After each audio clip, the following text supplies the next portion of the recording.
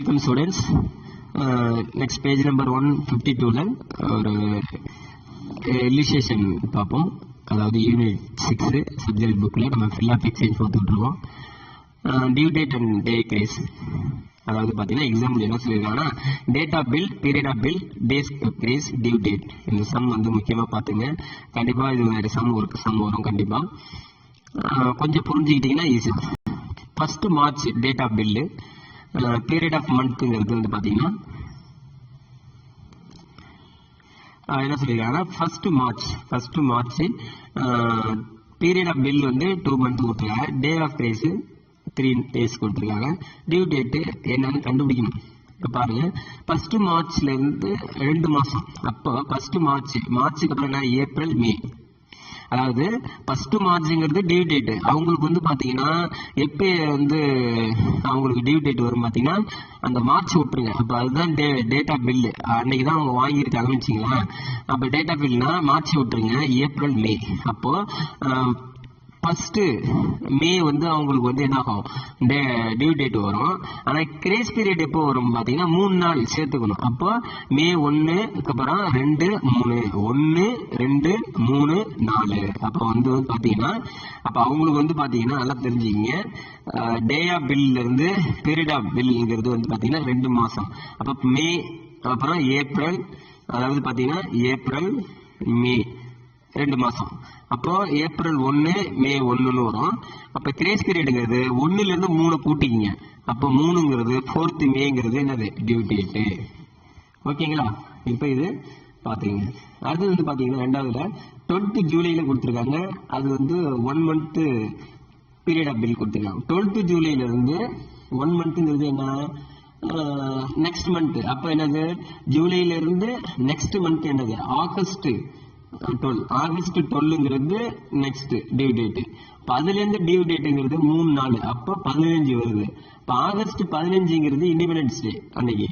அப்போ என்ன ஆகும், அப்போ ஆகஸ்ட் 15. அப்போ ஆகஸ்ட் 15ங்கிறது என்னது, லீவ் வரும், இண்டிபெண்டன்ஸ் டே. அப்ப என்ன ஆகும், 4th August since 15th August being the independence day is public holiday. அப்ப என்ன செய்யணும், அவங்களுக்கு கிரேஸ் பீரியட்ங்கிறது முன்னாடியே கட்டிடணும். அப்போ அது இண்டிபெண்டன்ஸ் டேக்கு வந்து அன்னைக்கு தான் அவங்களுக்கு வந்து கிரேஸ் பீரியட் வருதுன்னா அப்ப 4th ஆகஸ்ட் அவங்க என்ன செய்யணும், due கட்டிடணும்.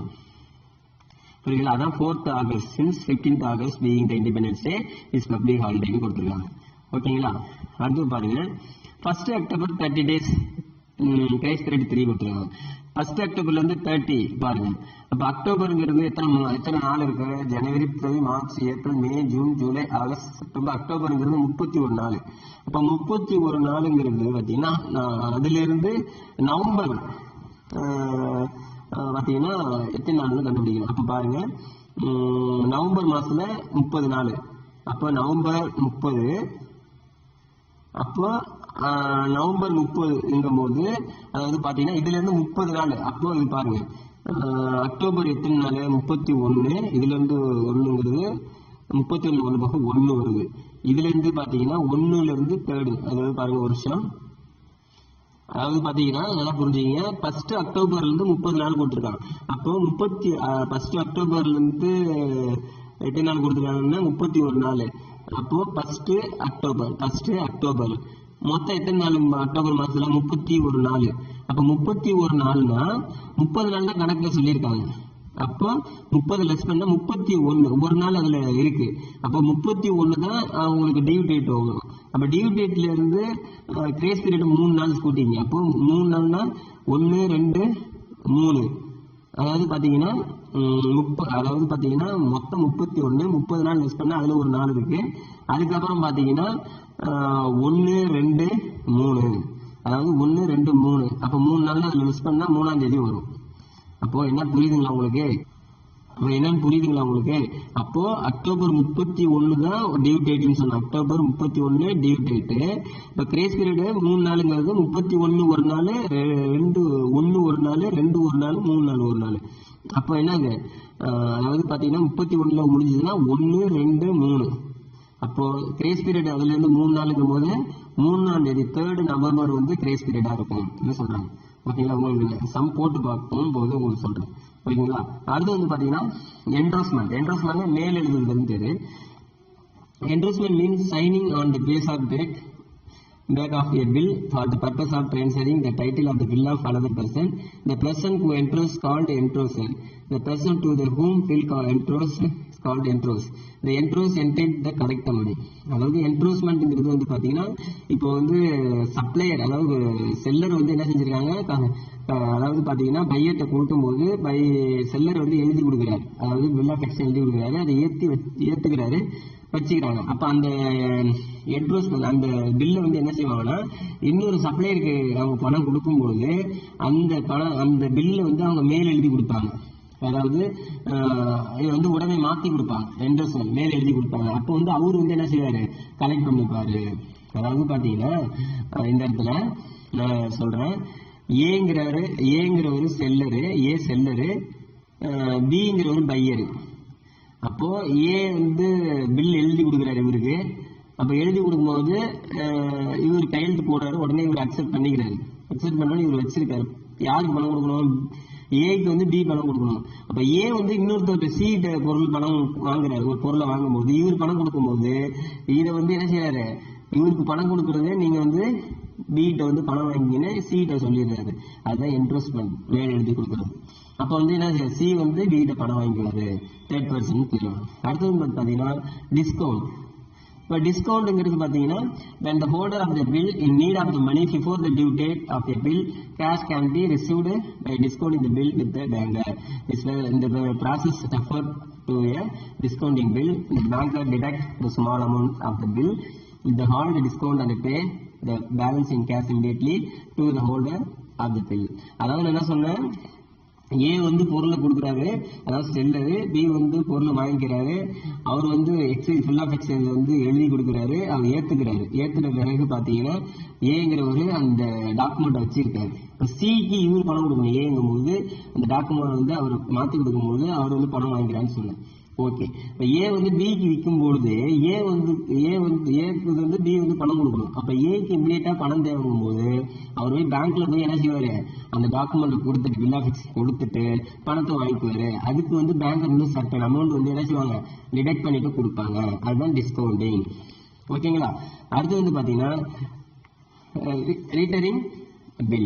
A acceptor may make the payment of the bill before its due date and may discharge the liability on the bill is called reitering bill. Usually the holder of the bill allow the correct concession called rebate the drawing of the unvested period of the bill. இப்போ வந்து என்ன செய்வாங்கன்னா, இப்போ 1 மாசம் 2 மாசம் time கொடுத்துருப்பாங்க. அந்த 2-3 மாசத்துக்கு முன்னாடி அவர் என்ன செய்யறாரு, என்னால பணம் கொடுக்க முடியல சொல்லலாம், அதை ரீட்டைன் பண்ணலாம். அதான் என்ன சொல்றேன், accepted may make the payment a bill before is due date may discharge the liability and the bill. அதுக்கு முன்னாடியே அவங்க என்ன செய்யலாம், பணம் கொடுத்துட்டு வாங்கிக்கலாம். It's called retain the bill. Usually the holder of the bill allow the consent called repeat the draw. அதாவது பார்த்தீங்கன்னா சம் அமௌண்ட் வந்து இது பண்ணிப்பாரு. அதாவது அந்த டியூ டேட்டுக்கு முன்னாடியே பண்றது ரீட்டைனிங் பில்ங்கிறது. அடுத்து வந்து பார்த்தீங்கன்னா renewal. When the acceptor of a bill known in the advance that he will not be able to meet the bill on its due date, she may request the trier for extension of the time of payment. The trier of the bill may agree to cancel the original bill and draw a new bill for the amount due with the interest thereon. This is referred to a renewal. renewalங்கிறது பார்த்தீங்கன்னா இப்போ due date இருக்கு, அந்த குறிப்பிட்ட நாளில் நான் பணம் கொடுக்கணும். அதாவது எனக்கு ஏ வந்து பி வந்து பணம் கொடுக்க முடியல, ஏக்கு வந்து பி பணம் கொடுக்க முடியல, கொடுக்க முடியலன்னா அந்த பில்லை வந்து என்ன செய்யலாம், ரினியூவல் பண்ணிக்கலாம். வந்து சொல்லி ரெக்வெஸ்ட் பண்ணி நான் இன்னும் என்னால் கொடுக்க முடியல என்ன செய்யலாம், டேட் எக்ஸ்டெண்ட் பண்ணிக்கலாம். அடுத்து வந்து பார்த்தீங்கன்னா டிசானர் ஆகுது. Dishonor of a bill means the non-payment of the amount of the bill when it's presented for payment. Dishonorங்கும் போது பார்த்தீங்கன்னா இப்போ பில் பேங்கர் வந்து என்ன செய்யறாங்க, கலெக்ட் பண்ணிக்கலாம்னு அவங்ககிட்ட கொடுத்தோமா, அப்போ அவங்க என்ன செய்வாங்க, அந்த டேட்டுக்குள்ள போய் பணம் கலெக்ட் பண்ணும்போது அவங்கள்ட்ட இல்லை பேங்க் பேலன்ஸ் இல்லை, அப்போ என்ன ஆகும், டிசானர் ஆகும். இப்போ dishonour of the bill means the non payment of the amount the bill. அந்த பில்லுக்கு அமௌண்ட் பே பண்ண முடியல, அப்போதைக்கு ப்ரெசன்ட் பேமெண்ட் இல்லைங்கும் போது என்ன டிசானர் ஆகும். அடுத்து வந்து பார்த்தீங்கன்னா bills receivable book. Bills receivable book பார்ப்போம். பில்ஸ் ரிசீவபிள்ங்கிறது நெக்ஸ்ட் வீடியோ பார்ப்போம். Welcome students. நெக்ஸ்ட் வந்து பார்த்தீங்கன்னா பில்ஸ் ரிசீவபிள் புக். இப்போ பில்ஸ் ரிசீவபிள் புக் என்னன்னு பார்ப்போம். Bills receivable refer to the bills on the payment for which has to be received. In case of the credit sales or good upwards, then entity may draw a bill on the buyer debtor for certain period. This is called bills receivable for the business entity and bills payable for the debtor who has accepted the bill. Where number of bill received is large, then separate bill receivable book may be maintained by a business entity to record the details of bills receivable. Such as bill are drawn and the debtor for specific amount payable at site on after specific period. Bills receivable book contain the details of bills drawn and its disposal. The format of the bills receivable book is given below. அதாவது பார்த்தீங்கன்னா bills receivable புக்குங்கிறது பெறுதற்குரிய மாற்று side. இந்த bills ரிசீவபிள்ங்கிறது பார்த்தீங்கன்னா இந்த payment கொடுக்கறதாக, அதாவது பார்த்தீங்கன்னா sales பண்ணும்போது அந்த பேமெண்ட் வந்து யார் கொடுக்கணும், டெப்டார்ஸ் வந்து பணம் கொடுக்கணும். அந்த கிரெடிட் சேல்ஸுக்காக போடக்கூடியது தான் பில்ஸ் ரிசீவபிள் புக்கு. இது வந்து பார்த்தீங்கன்னா ட்ராய் பில் அந்த பையர் வந்து என்ன செய்வாங்க, பில் அதாவது டெப்டார்ஸ் வந்து பில்ஸ் சர்டன் பீரியட்ல வந்து கொடுக்குற மாதிரி எழுதி கொடுப்பாங்க. அந்த பில்ஸை வந்து அதை ஏற்றுக்கிட்டா டெப்டார்ஸ் ஏற்றுக்கிட்டா பில்ஸ் ரிசீவபிள் பேரு, எழுதுறவங்க பேரு பில்ஸ் பேயபிள் பேரு.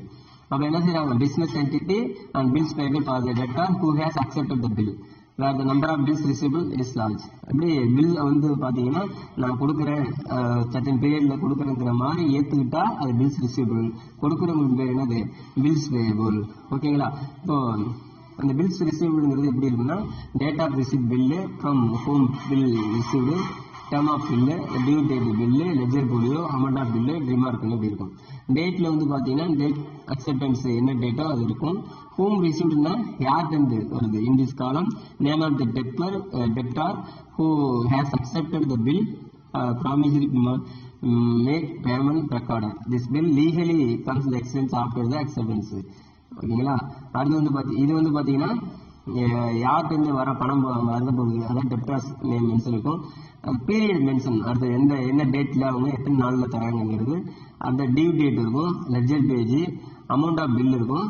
அடுத்து ரிமார்க், அவங்களுடைய ரிமார்க்குங்கிறது பார்த்தீங்கன்னா this column content details disposal of the bill, whether the bill has been discounted and endorsed honour dishonour, அதாவது அந்த பில் சம்பந்தமான டீடைல்ஸ் ரிமார்க்ஸ்ல கொடுத்துருப்பாங்க. ஓகேங்களா. அடுத்தது பில்ஸ் பேயபிள்.